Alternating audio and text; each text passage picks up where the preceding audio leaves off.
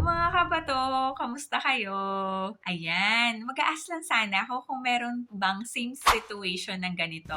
Yung isa kong patient kanina, syempre 'di ba lagi-lagi na kayo nagda-dialysis, lagi-lagi na nating alam kung ano ang mga possible complications na pwedeng mangyari or nagiging symptoms ni patient. So si patient ko kanina ay known for being hypotensive at the start of dialysis. Kaming mga nurse, ang ginagawa namin pag ganyan na alam namin na hypotensive si patient, at the start, hindi na muna kami maghahatak. I-activate namin ng minimum ultrafiltration or halos walang hatak talaga. And then, i-shift namin sa sobrang bagal na dialysis or SLED, Sustained Low Efficiency Dialysis. And then, place namin si patient ng nakataas ang paa, di ba? Mas mataas yung paa kaysa sa ulo. So, it is called Trendelenburg position.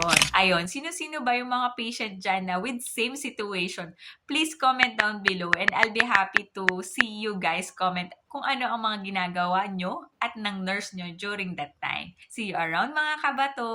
Bye!